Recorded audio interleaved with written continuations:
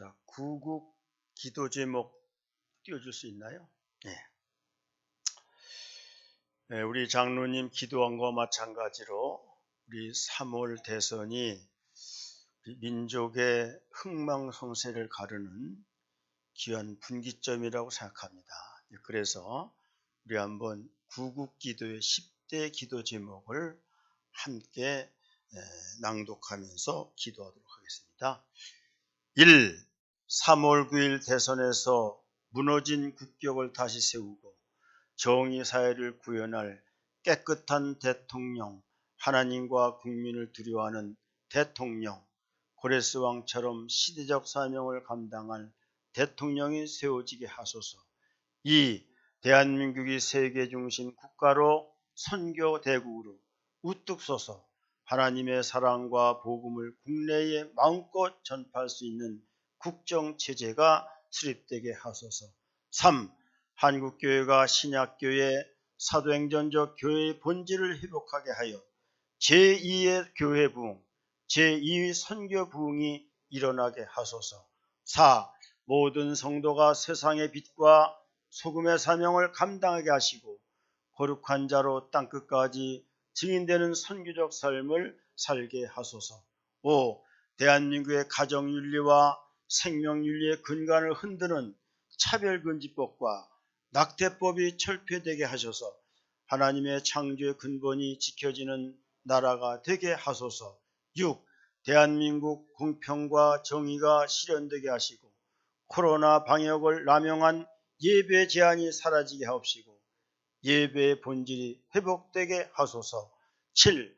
도덕적 타락, 사회적 혼돈, 정치적 분열, 경제적 붕괴 등 이 땅을 덮고 있는 어둠의 영들이 떠나가게 하시고 잃어버린 영혼들과 버려진 심령들이 죽게 돌아가게 하셔서 이 땅에 대해 추수의 역사가 일어나게 하소서. 8. 북한 동포들과 지하교회 성도들을 긍휼히 여겨주시고 하루속히 북한을 해병시키시어 조국 통일로 세계 복음화의 사명을 감당하게 하옵소서. 9.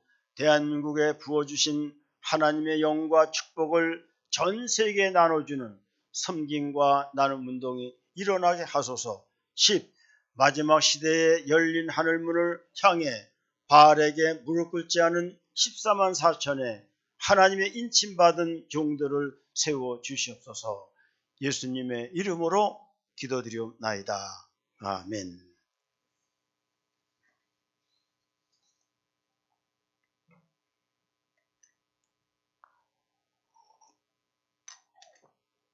교회를 위한 다윗의 기도. 우리가 잘 알듯이 다윗은 위대한 신앙 인물이었습니다. 하나님을 경외하는 믿음의 사람이었습니다. 그는 용맹이 뛰어났고 용장이었습니다.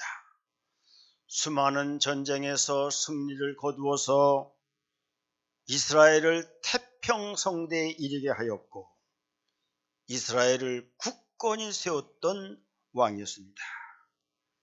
그는 백항목 궁에 거하면서 평안을 누렸지만 하나님의 임재를 상징하는 언약궤가 천막 같은 성막에 있는 것이 마음이 너무나 아파서 성전을 짓고자 했던 것입니다. 그러나 하나님께서는 말씀하시기를 너는 전쟁에서 많이 피를 흘렸으므로 네가 성전 짓는 것은 하나님 앞에 합당하지 않으니 내 아들 대에 가서 하나님의 성전을 짓도록 내가 허락하니 그렇게 하도록 하라. 그렇게 말씀하여 주십니다. 비록 다윗이 원하는 바대로 성전을 짓지는 못하였으나 하나님께서 주신 말씀을 감사하며 그 일이 이루어지도록 간절히 하나님께 간구하는 모습을 보게 됩니다. 본문에 나오는 다윗은 예수님을 예표하는 인물이기 때문에 오늘의 기도 내용은 다윗의 기도지만 예수님의 기도라고 보게 되는 것입니다. 우리는 기도 내용을 잘 살피면서 우리의 기도의 본질과 내용이 어떠해야 됨을 생각하고자 하는 것입니다. 주의 종 다윗의 집이 주 앞에서 견고하게 하시옵소서. 오늘 본문 사무엘서 7장 26절에 이렇게 말씀합니다. 사람이 영원히 주의 이름을 크게 높여 이르기를 만군의 여호와는 이스라엘의 하나님이라 하게 하옵시며 주의 종 다윗의 집이 주 앞에 견고하게 하옵소서. 이렇게 기도합니다. 예수님께서 교회가 든든히 서가도록 먼저 기도하는 거예요. 여기 주의 종 다윗의 집은 자기 가문이나 자기 가족을 의미한다기보다는 다윗이 통치하는 이스라엘을 말해주는 것인데, 이스라엘을 견고하게 해달라는 기도를 드리고 있습니다. 이스라엘은 하나님의 나라요 구약의 교회인 것입니다. 다윗은 교회가 굳건히 서도록 간절히 기도하는 것입니다. 주의 종 다윗의 집이 주 앞에 견고하게 되기를 원하나이다. 교회가 사탄과 마귀에 틈타지 못하도록 견고하게 세워달라는 것입니다. 교회에 불평, 불만 사람들이 생기지 않도록 견고하게 세워달라는 겁니다. 교회에 대적자들이 일어나지 않도록 교회를 견고히 세워달라는 겁니다. 불순종과 무질서와 혼돈의 세력이 일어나지 않도록 교회가 굳건해지도록 기도를 하고 있는 것입니다.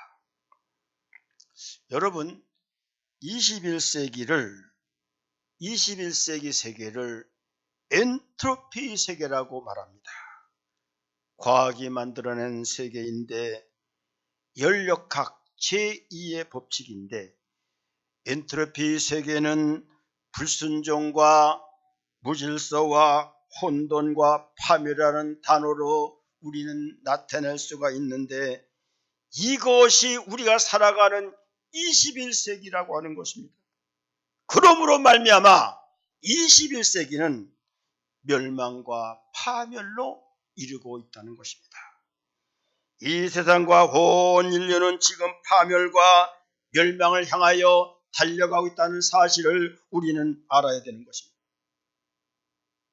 여러분, 교회의 사명이 뭔지 아십니까? 교회의 목적이 무엇인지 여러분은 생각해 보셨습니까? 불순종과 무질서와 혼돈과 파멸의 세계인 엔트로피 세계를 신트로피 세계, 즉 순종과 질서와 빛과 생명의 세계로 바꾸는 것이 교회의 사명이고 교회의 목적이고 하나님이 우리를 부르신 목적이라는 사실을 우리는 알아야 되는 것입니다. 우리가 섬기는 교회에 불순종의 사람이 너무나 많아요. 무질서가 팽배합니다. 어둠과 혼돈이 쫙 깔려 있습니다. 교회가 파멸로 치달아가고 있습니다. 그러니까 이 세상의 정치도 도덕도 양심도 불순종과 무질서와 어둠과 파멸, 주님 오실 때가 점점 가까워져 오고 있다고 보게 되는 것입니다. 교회의 사명이 뭐냐? 교회의 목적이 뭐냐? 이 엔트로피 세계를 어떻게 하면 신트로피 세계로 바꾸느냐? 이것이 교회의 사명이요 교회의 목적인 것입니다. 여러분, 설교가 무엇이라고 생각합니까? 성령의 역사가 무엇입니까? 불순종의 영과 무질서의 영과 혼돈의 영인 이 엔트로피 세계를 어떻게 설교를 통해서 성령의 역사를 통해서 순종으로 바꾸고 질서로 바꾸고 빛과 생명의 세계로 바뀌어서 신트로피의 세계를 만들어 나가냐, 이것이 설교요, 성령의 역사요, 우리의 사명이요, 부름받은 목적인 것입니다. 주님은 광야에서 이스라엘 백성들에게 생명의 만나를 내려주셨습니다. 너희가 생명의 만나를 먹어야만 불순종과 부질서와 혼돈과 파멸의 영의 세계가 성령의 역사를 통하여 순종의 세계로, 질서의 세계로, 빛과 생명의 세계로 바뀌어서 구원받는 역사의 축복을 누리게 된다는 것입니다. 여러분, 설교가 중요합니다. 전하는 목자가 먼저 생명과를 먹일 수 있어야 되고, 받아먹는 성도가 하나님의 말씀을 지식의 말씀으로 듣지 않고 생명의 말씀으로 들을 때 선악과가 아니라 생명과가 되는 것입니다. 다시 말하면 선악과로 먹지 말고 생명과로 먹으라는 것입니다. 사랑하는 성도 여러분, 교회에 나와서 내가 구원만 받으면 되지, 축복만 받으면 되지, 틀린 말은 아니지만 우리 성도들은 높은 비전을 꿈꿀 수 있어야만 됩니다. 하나님이 교회 주신 사명이 무엇인가를 깨달아야 되는 거예요. 이 마지막 시대에 나를 불러 세우신 주님의 목적이 무엇인가를 깨닫는 역사가 있어야 되는 거예요. 그래야 엔트로피 세계를 신트로피 세계로 우리는 바꿔나갈 수가 있는 것입니다. 주의 종 다윗의 집이 주 앞에 견고하게 하소서. 교회가 견고하도록, 교회가 든든하도록, 교회가 잘 세워지도록 기도하는 다윗의 모습을 우리는 보게 되는 거예요. 마태복음 7장 24절 25절 우리에게 이렇게 말을 합니다. 그러므로 누구든지 나의 이 말을 듣고 행하는 자는 그 집을 반석 위에 지은 지혜로운 사람 같으리니 비가 내리고 창수가 나고 바람이 불어 그 집에 부딪히되 무너지지 아니하나니 이는 주를 반석 위에 놓은 까닭이라고 말씀하였습니다. 어떤 사람이 주님의 몸된 교회를 든든히 세워나갈 수가 있는가? 어떤 성도가 교회를 견고하게 만들어 나갈 수가 있는가? 말씀을 잘 듣고 행하는 자가 교회를 반석에 세울 수 있다고 말씀하고 있는 것입니다. 그렇게 되면요, 비가 내리고 창수가 나고 바람이 불어도 교회가 무너지지 않는다고 하는 것입니다. 교회를 든든히 세워놓으면 든든한 교회가 내 삶을 든든하게 지켜주는 거예요. 내 가정과 내 자녀와 내 생업의 일터를 우리 교회가 세워주는 거예요. 이것이 영적인 진로요, 하나님의 축복이라는 사실을 우리는 알아야 되는 것입니다.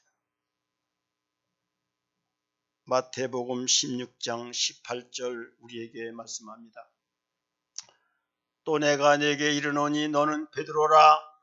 내가 이 반석 위에 내 교회를 세우리니 음부의 권세가 이기지 못하리라.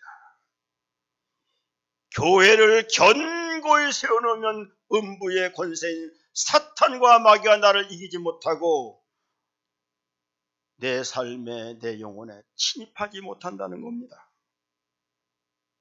교회를 무시하고요, 교회를 소외시하고요, 교회를 대적하면 음부의 권세인즉 사탄과 마귀와 어둠의 영들이 이 역사여 우리의 영혼을 해치고 내 육신적인 삶을 해치는 거예요. 그래서 어떤 사람은 건강으로 해칩니다. 어떤 사람은 자녀로 해칩니다. 어떤 사람은 생업으로, 어떤 사람은 모든 삶의 고통으로 나타나게 된다는 사실을 알아야 되는 것입니다. 반석 위에 교회를 세워야만 합니다. 내 신앙의 주추를 반석 위에 세워놔야 되는 거예요. 그러면 살아나는 역사가 일어납니다. 내 삶이 회복되는 역사가 일어나게 되는 거예요. 찬송가 210장 1절은 이렇게 말씀합니다. 시온성과 같은 교회 그의 영광 한없다. 허락하신 말씀대로 주가 친히 세웠다. 반석 위에 세운 교회 흔들 자가 누구랴. 모든 원수 에워싸도 아무 근심 없도다. 반석 위에 세워진 교회는 흔들 자가 없다는 것입니다. 아무리 원수가 나와서 흔들어도, 사탄과 마귀가 흔들어도 흔들 자가 없다는 거예요. 모든 원수가 나를 에워싸도 근심 걱정할 필요가 없다는 것입니다. 여러분, 교회만 반석 위에 세워놓아 보세요. 우리의 삶이 견고해지고 우리의 생애가 견고해지고 우리의 모든 육신과 우리의 모든 자녀와 우리의 모든 삶이 견고해지는 거예요. 교회와 우리의 삶은 언제나 양수레바퀴라는 사실을 우리는 한순간도 잊어서는 안 되는 겁니다. 다윗의 두 번째 기도, 주의 집에 복을 주소서. 사무엘하 7장 29절 이렇게 말합니다. 이제 청하건대 종의 집에 복을 주사 주 앞에 영원히 있게 하시옵소서. 주 여호와께서 말씀하셨사오니 주의 종의 집이 영원히 복을 받게 하옵소서라고 기도하고 있습니다. 예수님의 옆에인 다윗이 교회가 축복받기를 하나님께 간구하는 것입니다. 여러분, 오늘 말씀에 복을 주사, 이는 히브리어로 바라크라는 단어인데, 바라크라는 단어는 무릎 꿇다, 송축하다, 찬양하다, 그런 뜻이 있습니다. 어떻게 해야 하나님 앞에 복을 받을 수 있는가? 하나님 앞에 무릎 꿇는 것이 복이라는 겁니다. 무릎 꿇는다는 것은 두 가지 단어로 해석할 수 있습니다. 여호와 하나님 앞에 모든 나의 삶을 내려놓고 오직 그분에게만 주권이 있음을 인정하고 그분만을 의지하는 것을 무릎 꿇는 것입니다. 두 번째는 무릎 꿇는 것은 기도하라는 의미를 갖고 있습니다. 적어도 기도하는 사람은 하나님을 의지하는 사람이라는 겁니다. 그 다음에 주님을 송축하고 주님을 찬양하고 주님께 감사하는 삶이 복된 삶이요, 그렇게 해야만 복을 받는다고 우리에게 말씀해 주고 있는 것입니다. 마태복음 7장 7절은 우리가 너무나 잘 아는 말씀입니다. 구하라 그리하면 너에게 주실 것이요, 찾으라 그리하면 찾아낼 것이요, 문을 두드리라 그러면 너에게 줄 것이라고, 열릴 것이라고 말씀하고 있습니다. 오직 예수님, 오직 하나님의 영광, 오직 기도가 하늘의 보고를 여는 열쇠인 것입니다. 이런 성도들이 우리는 되어야 되는 것입니다. 다시 한번 말씀드립니다. 축복의 근원이 어디에 있느냐? 교회에 있습니다. 교회에서 구원과 생명이 흘러나옵니다. 교회에서 축복이 흘러나오는 것입니다. 그래서 민수기 6장 24절 27절은 아론의 축복기도 내용, 대제사장 아론이 이스라엘을 축복한 것인데 이렇게 말씀합니다. 여호와는 내게 복을 주시고 너를 지키시기를 원하며, 여호와는 그의 얼굴을 내게 비추사 은혜 베푸시기를 원하며, 여호와는 그 얼굴을 내게로 향하사 드사 평강 주시기를 원하노라 할지니라 하라. 그들은 이같이 내 이름으로 이스라엘 자손에게 축복할지니 내가 그들에게 복을 주리라. 그렇게 말씀합니다. 하나님의 복은 하나님과의 관계에서 온다고 하는 것입니다. 여호와의 얼굴이 나에게 비춰질 때에, 여호와의 얼굴을 내가 향해 드실 때에 지켜주심의 복이 있고 은혜의 복이 있고 평강의 복이 있고 자손만대의 복이 있다고 말씀하고 있는 것입니다. 하나님이요, 얼굴 우리에게 돌이키시면 지켜주심도 없고 은혜도 없고 평강도 없고 자녀 축복도 없는 것입니다. 하나님과 좋은 관계를 맺어야만 하나님이 우리를 향하여 얼굴을 드시고 얼굴의 빛을 비춰주시는 것입니다. 주님 얼굴을 우리에게 비추기만 하면, 주님 얼굴을 우리로 돌려주시기만 하면 은혜가 임합니다. 평강이 임합니다. 이스라엘 자손에게 축복이 임한다고 말씀을 하고 있습니다. 주님의 얼굴을 우리에게 돌리게 하려면 어떻게 해야 되는가? 주님이 기뻐하는 신령과 진리의 예배, 모든 것을 합산해 말하면 신령과 진리의 예배를 드리라고 하는 것입니다.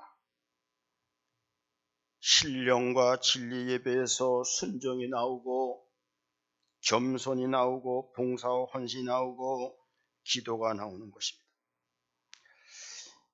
미국의 사회학자 커미멍 박사는 사람의 성공 비결을 4가지로 말을 했습니다. 현대인에 있어서 성공 비결은 첫 번째가 IQ요, 두 번째가 지식이요, 세 번째가 기술이요, 네 번째가 에티튜드라고 하는 자세, 4가지가 현대인의 성공 비결이라는 것입니다. 현대는 인공지능 시대이기 때문에 지능이 있어야 된다는 거예요. 현대는 점점 빠른 세대로 가기 때문에 빠르게 일을 처리할 수 있는 지능이 있어야 된다는 거예요. 두 번째는 생존 경쟁 속에서 많은 지식이 요구되기 때문에 지식을 쌓아야만 현대에서 성공할 수 있다는 것입니다. 지능이 하드웨어라면 지식은 소프트웨어가 되는 것입니다. 이 2가지 하드웨어와 소프트웨어를 갖춰야만 성공하게 된다는 거예요. 그 다음이 기술입니다. 지식과 지식을 가지고 이 활용 능력이나 처리 능력, 사업 능력, 기술 능력을 가지지 못하면 그 지능과 지식이 아무 의미가 없다는 것입니다. 마지막 4번째 성공 비결이 자세, 에티튜드입니다. 정신 자세가 중요하다는 것입니다. 도덕과 윤리의 정신 자세가 중요하다는 거예요. 사람을 대하는 처신술, 삶의 자세, 일하는 자세, 윗사람을 대하는 자세, 이것이 필요한 것인데 커미멍 박사는 성공 비결을 말하기를 지능과 지식과 기술보다는 사람의 성공 비율이 93%가 자세에 달려있다고 이렇게 말할 것을 보면 얼마나 사람의 성공에 사람의 자세가 중요한가를 우리에게 깨우쳐주고 있는 거예요. 오늘날 사람의 문제가 뭔지 아십니까? 지능이 얼마나 좋습니까? 지식이 얼마나 많습니까? 기술도 얼마나 가지고 있습니까? 정신 자세가 되먹지 않은 거예요. 삶의 자세가 잘못된 거예요. 사람을 대하고 어른을 당하는 자세가 잘못된 거예요. 우리 요즘 여러 가지 대선을 겪으면서 많이 느끼게 될 것입니다. 얼마나 저들의 지식이 많고 IQ가 높고 기술이 많습니까? 삶의 자세가 안 돼가지고 국민들을 고통으로 몰아넣고 한숨과 비극으로 몰아넣고 있는 것 아니겠습니까? 신앙도 마찬가지입니다. 예배 잘 참석합니다. 헌금도 잘합니다. 봉사도 잘하고 기도 열심히 합니다. 그런데 예배 드리는 자세, 교회 봉사 자세, 기도하는 자세, 헌금하는 자세가 안 좋은 사람이 있는 거예요. 자세가 좋은 사람한테 부모들은, 어른들은 얼굴을 돌리는 겁니다. 자세가 나쁘면요 얼굴을 돌이키는 거예요. 외면하게 되는 게 아니겠습니까? 신앙인의 자세는 순종의 자세이고 겸손의 자세이고 예배의 자세인 것입니다. 이 교회에서 섬기다가 나간 안수집사 하나가 있습니다. 지금은 코로나 때문에 성찬 예배를 안 하고 있는데 그 전에 우리는 2달에 한 번씩 성찬을 예배를 했잖아요. 장로님이 성찬 잔을 돌리는데 젊은 사람이 팔짱을 다 끼고 있다는 거예요. 저도 그 모습을 사실 봤습니다. 그 장로님이 나중에 얼마나 기분이 나쁘고 얼마나 마음이 아프고 기분이 나쁜지 안 주려고 했는데 안 줄 수도 없고, 사실 저도요 일어놓고 나가라고 소리를 지르려고 생각해 보다가 다른 사람 생각해서 그러지 않았지만 여러분 자세가 좋아야 되는 거예요. 사람 보기가 좋아야 하나님 보기도 좋은 겁니다. 그거를 우리는 알아야 되는 거예요.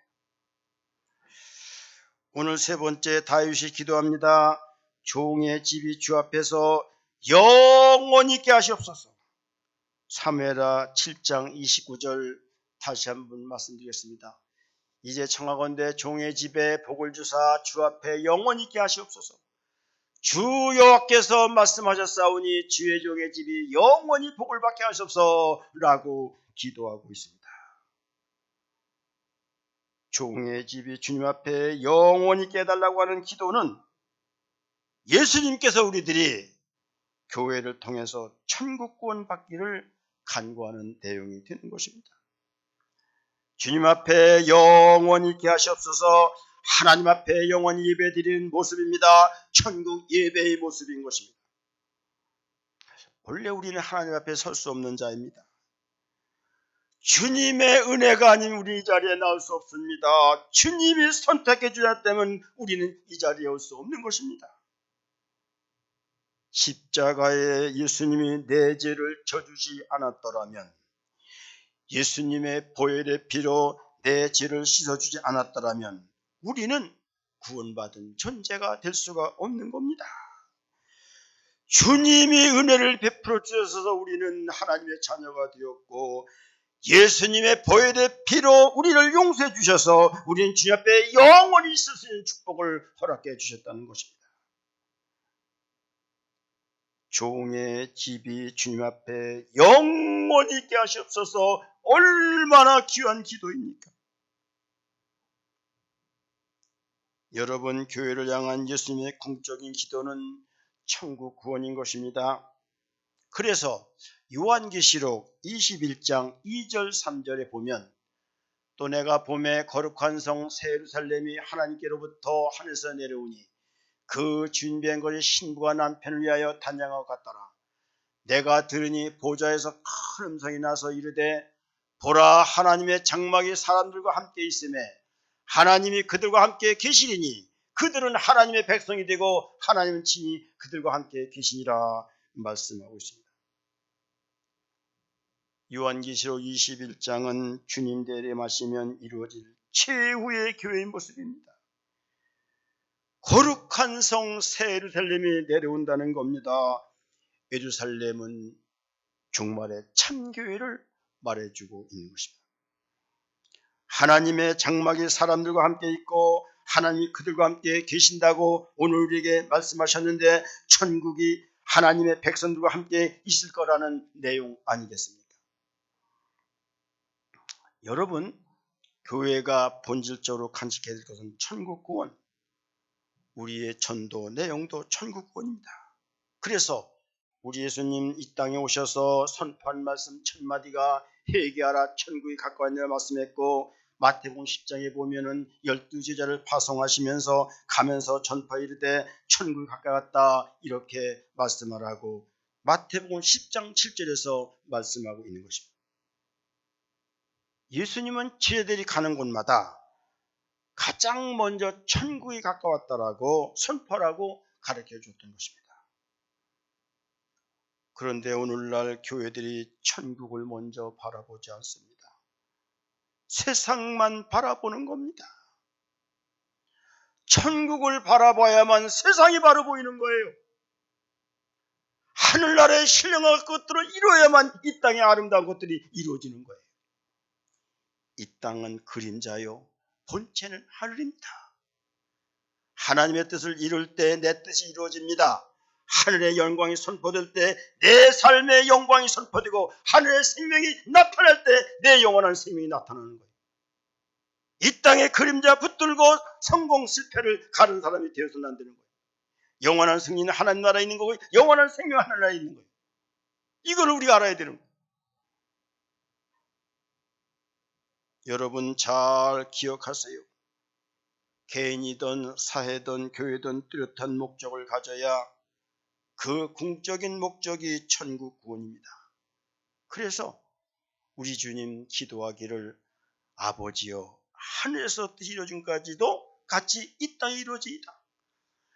하나님의 뜻을 이루면 이 땅의 뜻이 이루어지는 거예요. 이것이 영적인 원리, 하나님의 축복이 하나님의 은혜예요. 이거를 깨닫는 순간 우리는 복된 삶을 누릴 수가 있는 거예요. 다윗의 간곤의 교회를 위한 기도. 다윗의 집을 견고하게 세워주시옵소서. 교회가 든든히 세워지도록 기도하고 그렇게 믿음 생활해야 됩니다. 그래 내 삶이 든든해지는 겁니다. 종의 집에 복을 주소서.